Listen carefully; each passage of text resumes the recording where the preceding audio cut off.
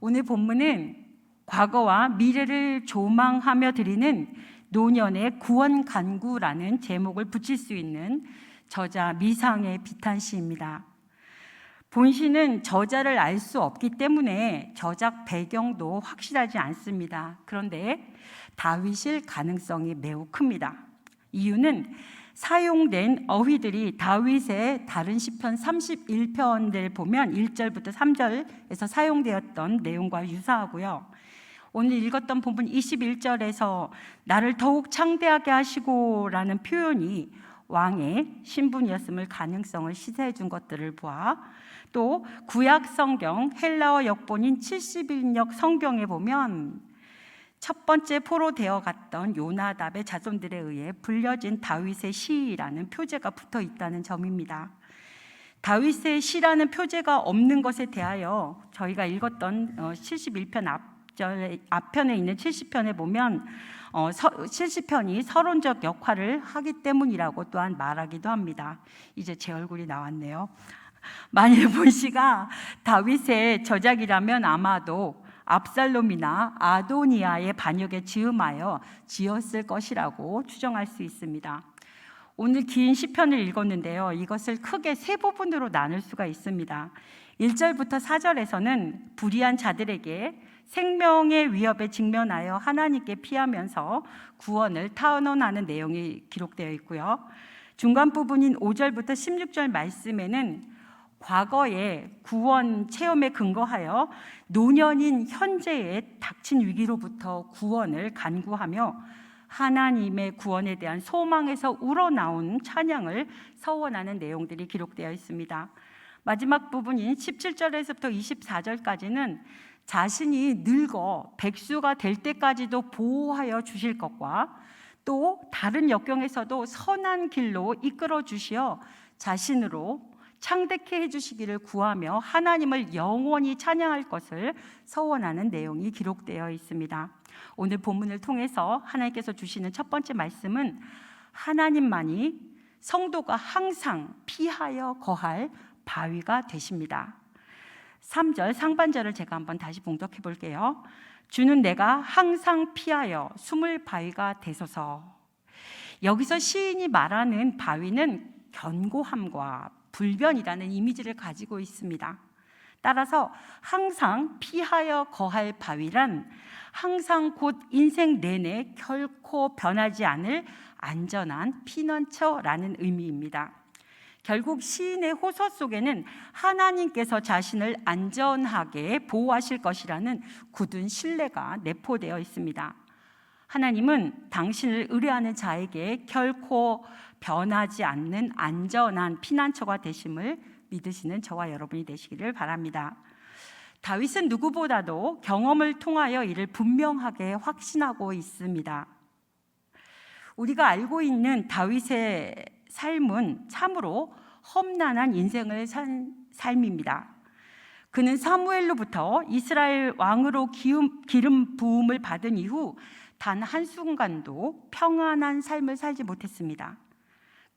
그는 블레셋 골리앗과의 싸움에서 승리함으로써 이스라엘의 영웅으로 부상되었지만 그것은 그에 대한 사울의 시기심에 불을 지핀 것이 되고 말았습니다. 사울은 백성들에게 자기보다 더 인기가 좋은 다윗이 자기의 왕권을 위협할 수 있다는 생각에 틈만 나면 다윗을 죽이려 했습니다. 다윗은 그러한 사울의 위협을 피하여 광야로 피신하였지만 그래도 안전하지는 못하였습니다. 사울은 다윗을 죽이고자 혈안이 되어 다윗을 추격하였습니다. 그로 인하여 다윗은 얼마나 많은 위기를 경험하였는지 모릅니다. 하지만 사울은 다윗을 결정적인 위기로 몰아넣었지만 그의 생명을 해하지는 못하였습니다. 그것은 하나님께서 절대적으로 의뢰하는 다윗을 친히 보호하여 주셨기 때문입니다. 계속해서 다윗은 이스라엘의 왕이 되어서도 결코 평안한 삶을 살지 못하였습니다. 그는 대내외적으로 끊임없이 대적들로부터 생명의 위협을 받았습니다. 하지만 대적들은 다윗을 궁지에 몰아넣기는 하였지만 해하지는 못하였습니다. 다윗은 결정적인 위기에 처한 가운데서도 늘 안전하게 보존되었습니다. 이 역시 하나님이 그를 안전하게 지키신 결과였습니다. 그래서 다윗은 시편 18편 2절에서 이같이 고백합니다. 우리 함께 자막을 보시면서 함께 고백합니다. 여호와는 나의 반석이시요 나의 요새시요 나를 건지시는 이시요 나의 하나님이시요 내가 그 안에 피할 나의 바위시요 나의 방패시요 나의 구원의 뿌리시요 나의 산성이시로다. 아멘. 정녕 하나님은 다윗을 항상 무시로 피하여 거할 바위가 되어 주셨습니다. 하나님은 당신을 의뢰하는 다윗을 한순간도 버려두지 않으시고 그를 보호하여 주셨습니다. 이렇게 하나님은 당신을 의뢰하는 자들의 견고한 피할 바위가 되어 주십니다. 세상에는 사람들이 나름대로 생각하는 피난처들이 있습니다. 그리하여 사람들은 위기를 만날 때에 그러한 피난처에 의지하게 됩니다. 분열 왕국 말기에 남유다 사람들은 하나님 대신에 우상과 당대 최고의 강대국인 애굽을 자신들의 피난처로 삼았습니다. 물론 애굽도 남유다에 대하여 안전 보장을 약속하였습니다. 그리하여 남유다의 왕들과 백성들은 예레미야의 경고에도 불구하고 하나님을 버리고 대신 애굽의 약속을 철석같이 믿고 의지하였습니다. 결과가 어땠지요? 애굽은 남유다에 아무런 도움을 주지 못했습니다. 우리 함께 예레미야 2장 13절도 함께 봉독해 봅니다. 내 백성이 두 가지 악을 행하였나니 곧 그들이 생수의 근원되는 나를 버린 것과 스스로 웅덩이를 판 것인데 그것은 그 물을 가두지 못할 터진 웅덩이들이니라. 아멘. 하나님은 이러한 남유다의 어리석음을 생수의 근원을 버리고 물을 저축할 수 없는 터진 웅덩이를 판 것에 비유하셨습니다. 그렇다면 여러분은 여러분의 안전을 위하여 무엇을 피난처로 삼고 계십니까? 견고한 바위 대신에 모래에 쌓아 올린 성 안에 있으면 안전하다고 생각하고 있진 않으십니까? 혹시 터진 웅덩이를 파고 계시지는 않으십니까? 우리가 여호와 하나님 대신에 의지하는 것이 있다면 그것은 무엇이든지 그것은 모래성에 지나지 않습니다. 터진 웅덩이와 다르지 않습니다. 오직 전능하신 하나님만이 우리가 항상 피하여 거할 수 있는 바위, 곧 안전한 피난처가 되십니다. 이를 기억하고 어떤 위기 앞에서도 하나님을 신뢰하고 굳게 의지하시기를 간절히 소망합니다. 두 번째 주시는 말씀은 성도는 환경을 초월하여 소망을 품고 주를 찬송할 수 있는 믿음이 있어야 합니다. 14절 말씀을 제가 다시 한번 봉독합니다. 나는 항상 소망을 품고 주를 더욱 찬송하리이다. 아멘. 당시 다윗이 처한 상황은 매우 절망적이고 어려운 것이었습니다. 대적들과 사람들은 하나님이 저를 버리셨다고 말하였습니다. 분명 당시의 상황은 하나님이 다윗을 버린 것처럼 보였습니다. 하나님이 다윗을 버리지 않으셨다면 그의 아들에게 반역을 당하여 쫓기는 신세가 될 수 없었습니다. 왕성을 빼앗기고 정처 없는 도망자 신세가 될 수 없었습니다. 이제 압살롬의 추격으로 인하여 생명을 잃는 것은 시간 문제처럼 보였습니다. 그런데 다윗은 나는 항상 소망을 품는다라고 말하고 있습니다. 또한 주를 더욱 찬송하겠다라고 고백하고 있습니다. 인간적으로 보면 다윗은 지금 도무지 소망을 가질 수 없는 상황이었습니다. 그 입에서는 도저히 찬송이 흘러나올 수 없습니다. 그런데도 그는 항상 소망을 품는다고 말하고 있는 것입니다. 주를 더욱 찬송하겠다고 고백하고 있는 것입니다. 고난이 너무 극심하여 다윗의 정신이 이상해진 것일까요? 아닙니다. 그의 정신은 온전하였고 그는 자신의 현실을 온전하게 직시하고 있었습니다. 그는 하나님에 대한 확고한 믿음이 있었습니다. 하나님께서 자신을 당면한 위기에서 구원해 주실 것이라는 확신이 있었습니다. 그는 과거의 경험을 통하여 하나님이 자신을 항상 피하여 거할 바위와 구원의 반석과 산성이 되신다는 확신을 가지고 있었습니다.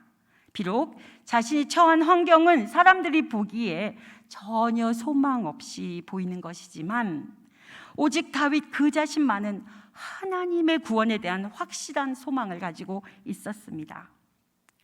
우리 사람의 감정이란 항상 현재나 과거의 상황과 밀접한 관계가 있게 마련입니다. 힘들고 어려운 일을 만나게 되면 일단 얼굴이 어두워지고 한숨이나 한탄이 입에서 흘러나오게 됩니다. 때로 자신에게 일어난 일들로 불평과 불만을 토로하기도 합니다. 이는 어쩌면 너무나도 당연한 인간의 본성일 것입니다. 아마 누가 어려운 일을 당했음에도 즐거워하고 기뻐한다면 사람들은 그를 이상하게 여기고 정신 감정을 의뢰할 것입니다. 그런데 성경에 보면 이처럼 이상한 사람들이 소개되고 있습니다. 베드로전서 1장 6절에 보면 너희가 이제 여러 가지 시험으로 말미암아 잠깐 근심하게 되지 않을 수 없으나 오히려 크게 기뻐하는도다 라고 말하며 바울도 그 스스로가 고린도후서 12장 10절에서 약한 것들과 능욕과 궁핍과 박해와 곤고를 기뻐한다고 고백하고 있습니다. 어떻게 이런 고백이 가능할까요? 그것은 하나님에 대한 분명한 소망과 확신이 있기 때문입니다. 바울이 고백하고 있는 것처럼 우리가 사방으로 우겨 싸움을 당하여도 쌓이지 아니하며 답답한 일을 당하여도 낙심하지 아니하며 박해를 받아도 버림받지 아니하며 거꾸로 트림을 당하여도 망하지 아니하고 라고 분명한 확신과 믿음이 그들에게 있었던 것입니다. 사랑하는 믿음의 식구 여러분, 우리에게 하나님에 대한 확고한 믿음만 있다면 우리는 절망적인 상황 가운데서도 항상 소망을 품을 수 있습니다. 절망적인 상황에 처할지라도 더욱더 주를 찬송할 수 있습니다. 여러분 모두 그런 믿음을 소유하시기를 간절히 부탁드립니다. 어떤 절망적인 상황 속에서도 소망을 품고 하나님을 찬송하는 확고한 믿음을 가지시기를 바랍니다. 세상 사람들은 도무지 알 수 없고 이해할 수 없는 그러한 소망과 찬송이 여러분 중에 거하시기를 간절히 소망합니다. 세 번째로 주시는 말씀은 하나님은 당신의 언약 백성에 대해서는 끝까지 책임져 주십니다. 우리 17절과 18절을 함께 봉독합니다. 하나님이여 나를 어려서부터 교훈하셨으므로 내가 지금까지 주의 기이한 일들을 전하였나이다. 하나님이여 내가 늙어 백발이 될 때에도 나를 버리지 마시며 내가 주의 힘을 후대에 전하고 주의 능력을 장래의 모든 사람에게 전하기까지 나를 버리지 마소서. 아멘. 여기서 교훈하다라는 말은 교육하고 훈련시키다라는 의미로 하나님께서 실제적인 체험을 통하여 당신의 살아계심과 그 능력을 시인으로 하여금 깨닫게 하셨다는 말입니다. 그리하여 시인은 그러한 하나님의 살아계심과 능력을 사람들에게 전하고 있습니다. 그리고 이제 그러한 사실에 근거하여 시인은 자신이 늙은 지금에도 하나님께서 그 능력으로 자신을 구하여 주심으로 말미암아 주의 능력을 계속해서 후대에까지 전하게 하여 달라고 호소하고 있는 것입니다. 이는 9절 말씀에 늙을 때에 나를 버리지 마시며 내 힘이 쇠약할 때에 나를 떠나지 마소서의 반복이자 하나님이 저를 버렸다라고 한 대적들의 말을 듣고 드리는 간구입니다. 사랑하는 믿음의 식구 여러분, 하나님은 당신이 택하시고 언약으로 보증하신 자에 대해서는 결코 버리시는 법이 없으십니다. 왜냐하면 하나님은 언약에 신실하신 분이시기 때문입니다. 예수 그리스도 안에서 하나님의 언약 백성이 되신 여러분, 여러분은 여러분의 구원의 완성을 결코 의심하지 마십시오. 세상에서 아무리 버림받은 것과 같은 상황에 처한다 할지라도 하나님은 여러분을 버리시지 않으십니다.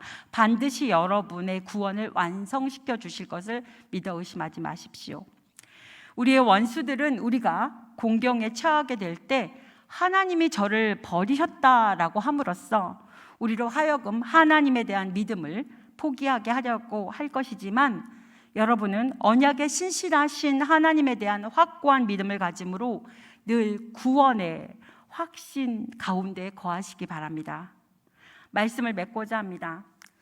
본시의 저자로 추정되는 다윗은 일생 동안 수없이 많은 위기를 만났습니다. 어떤 위기는 구원의 소망이라고는 전혀 보이지 않는 그러한 위기이기도 하였습니다.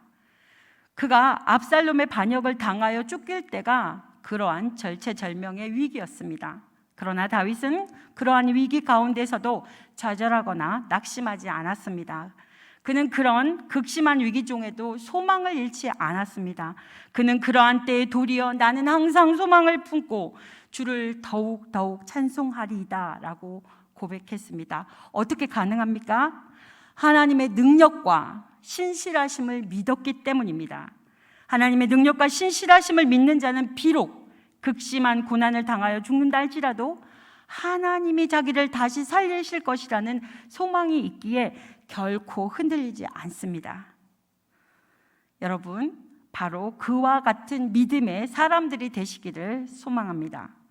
다윗이 가졌던 그러한 믿음을 여러분도 가지셔서 다윗과 같은 믿음의 용장으로 기억될 수 있기를 간절히 소망합니다. 아멘.